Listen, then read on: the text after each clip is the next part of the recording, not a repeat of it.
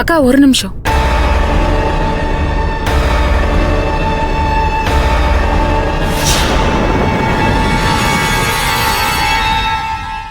நான் பரிமாறுறேன். எது? நான் இன்னைக்கு உங்களுக்கு சாப்பாடு பரிமாறுறேன்னு சொன்னேன்.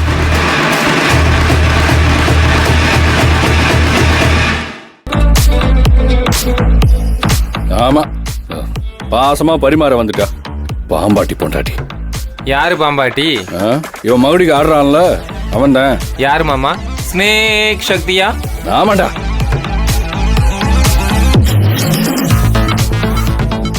இந்த வீட்டுக்கு வந்த நாள்ல இருந்து நான் என் கையால உங்க எல்லாருக்கும் சாப்பாடு பரிமாறினேனான்னு கேட்டா எனக்கு ஞாபகமே இல்லை.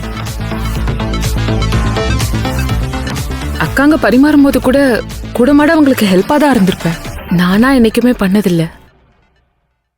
இன்னைக்கு அதனால நான் பரிமாறணும்னு நினைக்கிறேன். அப்போ இது எங்களுக்கு லாஸ்ட் சப்பரா? ஏ என்ன சப்பரு சூப்பர்ன்ட்டு பேசாம தின்ற. என்ன புரியலையா மாமா? கடைசி சாப்பாடான்னு கேட்க வந்தேன். ஏய் பல்ல உடைச்சிருவேன். பேசாம இருக்க மாட்டா. ஏ நீ எல்லாம் ஒண்ணும் பண்ண வேணாம், நாங்க பாத்துக்கிறோம். அண்ணி நீங்க வைங்க. அண்ணி ஏன் நான் பரிமாறக்கூடாதா? நான் விஷமா வைக்க போறேன்? யாருக்கு தெரியும்? அப்படின்னாலும் இது அக்காங்க சமைச்சது தானே. நான் எதுவும் இதுல சமைக்கலையே. நான் பரிமாற தானே போறேன்.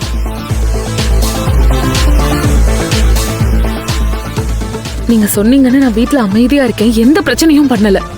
அப்புறமும் இப்ப என்ன சொன்னாலும் பிரச்சனை பண்ற மாதிரியே பாக்குறீங்க. அம்மா தாயே கையெடுத்து கும்பிடுறேன், நீ எதுவும் பண்ண வேண்டாம். தயவு செஞ்சு போமா. நீ ஒன்றும் பண்ண வேண்டாம், தயவு செஞ்சு கிளம்ப. பய கதிரே, ஏமா நீ வந்து பரிமாறுமா. வா அண்ணே இருப்பா.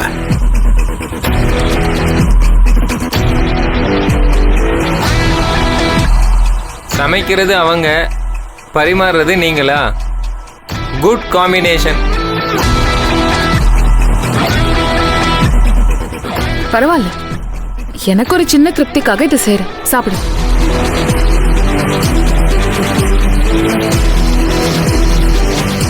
உன் நோக்கம் என்னன்னு தான் தெரிய மாட்டேங்குது. எந்த நோக்கமும் இல்ல மாமா.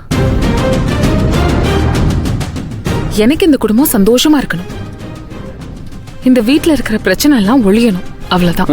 அந்த பிரச்சனையே நீதானே, அப்புறம் எப்படி? நீங்க தான் அப்படி நினைக்கிறீங்க. என் மனசுல அப்படிலாம் எதுவும் இல்லை.